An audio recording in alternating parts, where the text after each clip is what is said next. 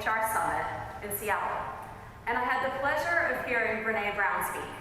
How many of you guys have either read Brené's book or watched her TED Talk on vulnerability? A few of you, okay. Well, last I checked, 16,915,072 people had watched that TED Talk, so I thought a few of you might be in the room. If you haven't, there were a lot of people without hands. I suggest you watch it, and just that takeaway will make you glad you came to my session, because she's really amazing. So I'm going to give you a bit of a summary about Brené and her work. Brené tells us she focuses in on fear and grief and shame or extreme vulnerability. And she basically tells us that people who have the greatest sense of love and belonging feel worthy of that love and belonging. They make themselves vulnerable, they allow themselves to connect with people, they create connection with people. They have the courage to not be perfect. And all of that, underlying all of that, is a sense of vulnerability. Vulnerability is a willingness to do something with no guarantees. Invest in something that might not work out. And engage with our whole hearts. Vulnerability is about doing something and making something that's never happened before. My story today starts and ends with tales of vulnerability. Now, I mentioned that vulnerability can create pain, it can create fear, it can create grief, it can create embarrassment, but it's also the birthplace of joy and creativity and innovation and change. So, back in 2008, I was working at Microsoft with a team of people building experiences for our high potential leaders. I was working with a global population, and I was looking at what experience our hypos should have in 2010. So it's 2008, I was thinking ahead 2 years, and it would be year 3 of the program for those professionals. And I was trying to figure out what experience to give them. Now, it was an interesting time for us as a company. There was a lot of global change, and for that, in that year, it was anticipated that PC sales in the emerging markets would exceed those in the US. So as part of looking for development experiences for our leaders, I wanted to prepare them for that change. One day, I got an email inviting me along to a workshop at Ernst & Young. And I really, really wanted to attend this thing. I was based in Surrey, and it was in the city. I had a little girl, that age, and I did not have my husband around because he was traveling, and so I needed to find babysitting. And it was, it was a really long trek there, and quite hard to manage. But I really, really wanted to go along. It was a session that was sponsored by Ernst & Young, and co-sponsored by Matthew Farmer, who's here in the room, who owns a company called Emerging World. And they were going to describe an experience that they had created for leaders at Ernst & Young, who got to go out for 4 to 6 weeks and work with a nonprofit in the emerging world. And I thought, I really, really want to go to this. So I made it happen, did the trek east over to the city, and I went along to this event, and I thought it was amazing. I was so excited by what I heard, and I thought, this is what I want to do with my hypos. So I went back and I told my peers that, and said, I want to do this, I think it'd be great. They thought I was totally crazy, totally crazy. Okay, don't get me wrong, they really, really liked the concept. They all said, the concept's brilliant, but it's too expensive, it's too dangerous, it costs too much, it's too expensive, it costs too much. It's too much time out of the business for our leaders, it doesn't scale. So I decided I would ignore all of that naysaying, and I decided that we were going to just do it anyway. So I reached out to Matthew, and for about a year, Matthew and I worked together on designing something to allow our leaders to experience the emerging world. We engaged stakeholders, and we tried to figure out how to make this happen. And by 2009, I really felt like we had something that I was really excited about. And guess what? The economic crisis hit. And honestly, I really felt vulnerable. I had spent a year with something I felt really invested in. Matthew and I really had a plan, and I really had to go back to the drawing board because I knew my executive sponsors would be asking me questions and I had to have answers. So what's the return on investment? Is this really the right experience to be giving our leaders right now, given the context?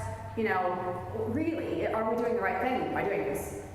So Matthew and I went back to the drawing board, tried to redesign this experience, created a stronger business plan, and presented it to our executive sponsors and got support during that time of economic crisis. Really, really engaged with that vulnerability and made that happen. What we designed is something I am immensely proud of. It's a highlight of my career and something that I have been very, very proud to be associated with.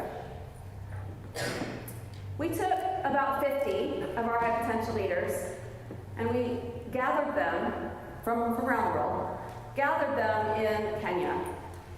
And for 2 days at the start of the experience, we took them into the Nakuru slums and gave them immersive experiences to give them context on the area. We met leaders who were working in nonprofit schools there and talked to them and heard about their work. And we engaged and met with the children who lived in the slums and went to the schools and got to know them and their lives. We also went out to Naivasha, outside of Nairobi, to a flower farm and met a general manager who was running a business there, understood all of his challenges and opportunities, and among other things, he told us about the severe impact AIDS had on his attrition and his business. You'd be very shocked. It was shocking. So through all of that, and through talking to nonprofit leaders, other political leaders, business leaders, we brought a bunch of good leading thinkers in the area in to meet with our hypos. We gave our hypos an opportunity to be vulnerable, to experience things that they had never experienced before, and engage in the learning experience in new ways, and have an emotional connection with that experience and with each other. After that immersion, we brought in some strategic partners to Microsoft, who we had already been working with as a company, and who brought challenges that they faced in the region. And we worked together with them, using action learning, in small group problem solving, addressing the challenges that they brought to the table. We worked together for about a week, the rest of the week, together in Kenya, and then we agreed on the commitments we would have in the coming 4 to 6 weeks after we went back to our various workplaces. And we then went back, and the high potentials who were involved and the partners who were involved delivered on those commitments alongside their jobs and worked virtually. We used technology and we worked virtually and delivered on the commitments. And as part of this, we involved throughout the whole experience some Microsoft relationship managers who were already engaged with these partners because remember, they were strategic. And when we were done with the 6 weeks, we passed it back to them so that they could sustain the relationship with those partners moving forward. Very important to me that we didn't come in and helicopter in and then helicopter out. Now, through all of this, we saw a lot of results. Okay, so we saw innovation. We worked with one group called HIV-Free Generation, and the Frontlines team working with them were tasked with figuring out how employment opportunities might reduce the incidence of AIDS in the Nakuru slums and in Africa. And we developed a business plan around 2 employment opportunities that could be developed and run within the slums to that end. We saw a lot of impact. The Microsoft leaders were so impressed with the school that they went on to raise funds to build a new building for the school that we visited. And we saw outcomes, a lot of outcomes. In another group, we worked with the United Nations Environment Program, and we took their problem from a non-environmentally friendly headquarters building that they were expecting to build in 12 months' time to an energy-neutral building that they built and that Ban Ki-moon opened 12 months later. And the Director General, Achim Steiner, said he credited that shift to Frontlines and the Frontlines engagement. We did a lot of impact assessment as part of this work. At the outset, only 40% of the partners thought that they would achieve a successful outcome on their challenge, but after Frontlines, 100% felt like they could do that. From the participant perspective, 100% of the participants felt like they were more prepared to do work in the emerging world. And when we surveyed 6 months after, 100% said that their colleagues had seen a leadership change shift in their behaviors. And they said at that point that they felt more prepared for being through turbulent times. All outcomes we were very proud of. But maybe for me personally, one of the outcomes I felt most proud of was at Christmas after the first year of this event, where I got a card from one of my year 1 participants. And he wrote in the card, "Thank you for changing my life." After 2 years in this program, and working on this program, I had to move on. And I can't tell you how hard it was for me to leave this work behind. But what I can say is, when I moved on, it continued to exist. It exists today as part of Microsoft's Executive Leadership Development Program. And they've continued to run it in the Philippines and Ghana with the assistance of Matthew and others. And I'm really, really proud of that legacy. Very proud of that legacy.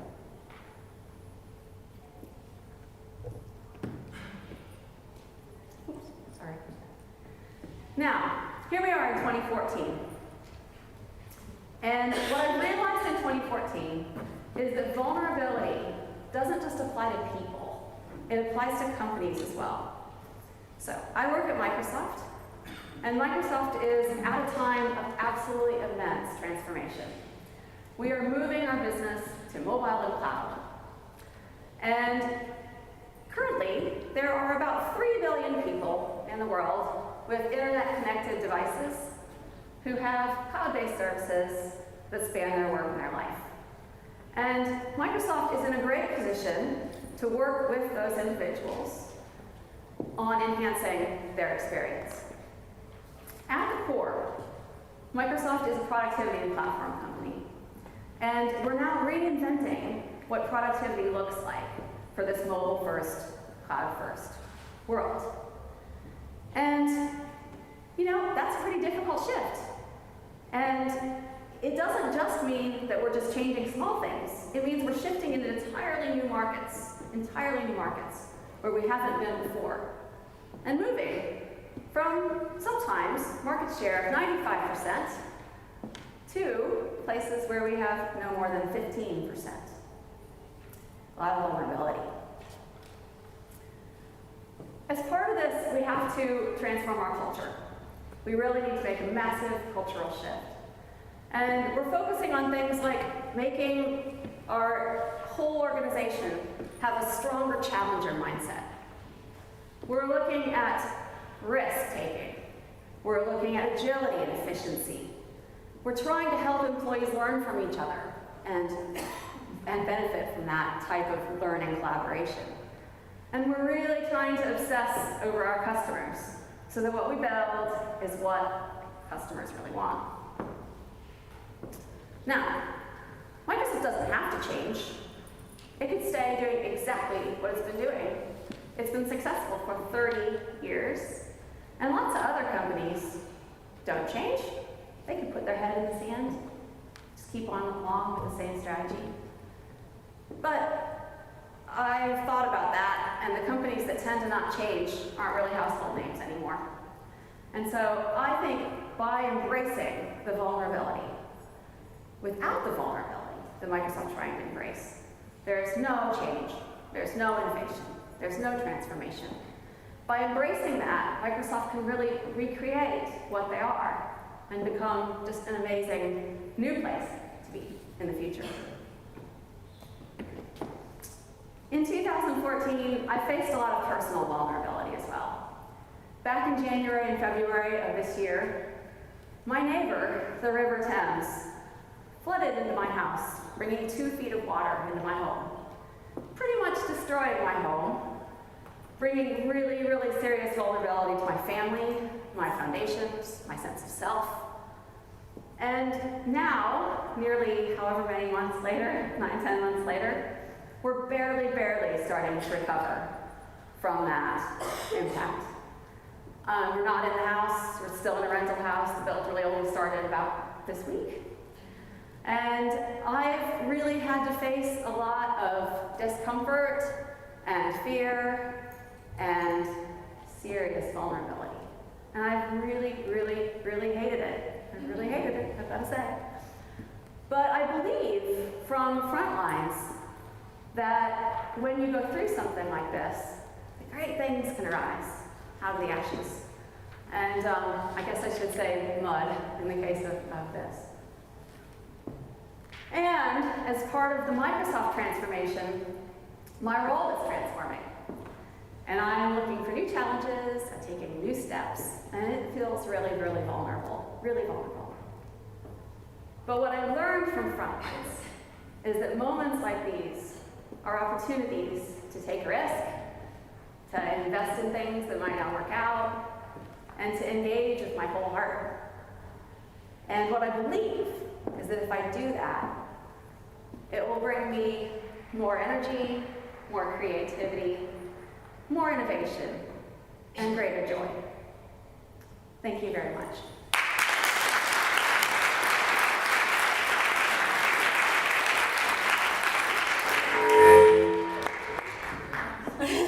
Wow, what a powerful presentation. Thank you, Shannon. I know there's going to be loads of questions, so who's going to be first? Yes, this lady here. Do we have any mics?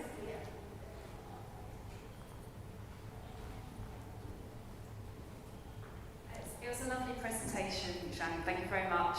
I'm really interested in how you take the message of vulnerability that you've obviously started to generate internally to the external context. So if I think of Microsoft, I get no sense of it actually being explicit about that sense of vulnerability, given that your marketplace and the way we use computing is changing so rapidly. So if you have any reflections on that. Yeah, I do. I think you probably know we have a new CEO, Satya. And Satya's been part of Microsoft a long time. It's a good question, by the way. Satya's been part of Microsoft a long time, and I actually had the pleasure of working with him in a role. I've been there 17 years, so in a different role. And he is a really genuine, authentic, vulnerable man. And I think as I see him engage with the external market, I think he brings a lot more honesty and transparency and vulnerability to the external marketplace.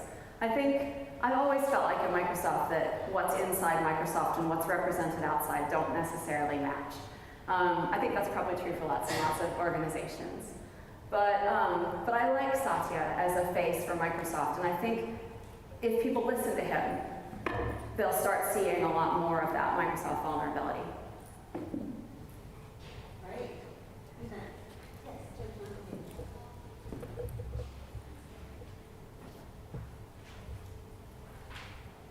Thank you for sharing. It's been fantastic. My question stems from, I work with Nestle. We're a very traditional organization. Vulnerability is almost a weakness. Yeah? In the traditional mindset of all of our leaders.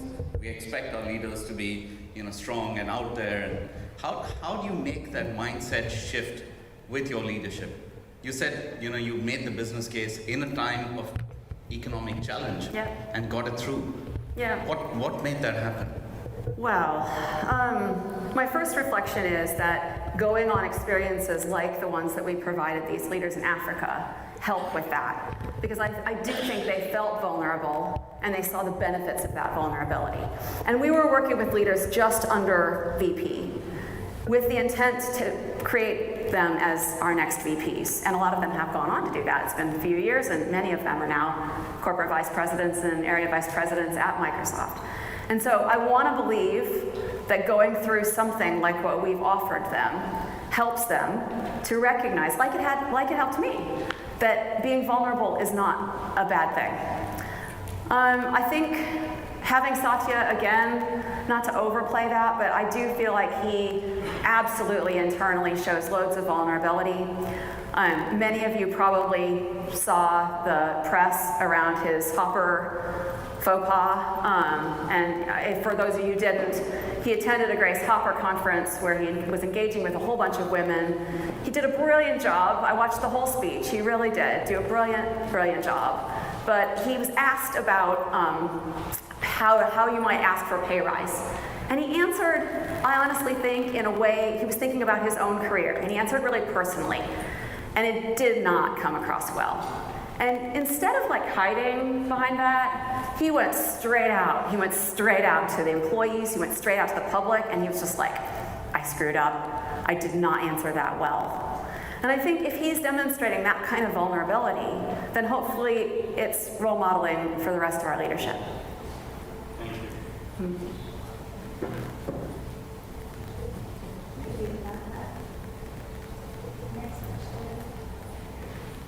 Thanks for your very personal presentation. I really enjoyed that. Coming a bit naughty, maybe, how do you measure the benefit for the company of giving these leaders the opportunity to become vulnerable? Do you use any specific KPIs for that? How do you do that with that? Well, I don't know if I can comment on vulnerability overall, but I can absolutely comment on the Frontlines program, where that was part of what we were doing there. We worked really, really hard on impact assessment around Frontlines, thinking about it from the perspective of the participants, the company, and the partner companies that we were working with. And we measured impact on all three of those dimensions. And it was by far the most successful program I've ever worked on in terms of measured impact on all of those fronts. On the participant front, we looked at specific leadership skills and focus areas that we wanted to develop that we knew would benefit our leaders based on the changes that were happening in the marketplace. So we were very specific about the design to try to address those. So we wanted better global awareness. We wanted better ability to be able to engage with government officials based on where these people were in their career. We wanted them to understand the strategic benefits of corporate social responsibility and see that that could bring advantage. We wanted them to build certain kind of leadership skills around questioning and dealing with ambiguity. And so we did surveys measuring all of that in advance. We measured these specific things again 6 months later, and we were really, really deliberate about it. At a company level, we were looking at, is this providing company value? And when Matthew and I went back to kind of redesign, we looked really hard at that part, because I knew that would help to get the business behind what we were trying to do. So we had considered using nonprofits that were different, that I thought, well, that would add value because it'd be a really, really different environment for our leaders to go to and work within. And we decided, well, we can still do that, but we should start with strategic partners to us that we already have relationships with. And let's support that relationship because that brings broader business value. And indeed it did. I mean, all those partners said that their relationship with Microsoft was better. Those partners all got the benefit of the development experience and commented positively on that. And so there were really big business benefits to those longer-term relationships that we were trying to develop and grow. And then I think from a company perspective, you know, this one's harder to measure and we're still looking at it because it's more about long-term, but retention of this talent and making sure that they get to move on to new opportunities. And I have less measurable data on that because it's an ongoing measure, but anecdotally, I've had a lot of that first-year population go into more senior roles, take on bigger challenges, go into the emerging markets. Some of them came directly back to me and said, I did this because of Frontlines. So I hope that answered the question. Fabulous. We don't have time for any more questions right now, but I know Shannon will be happy to answer any in the breaks or around the rest of the conference. But for now, in the interest of time, we'll need to move on. If you could put your hands together.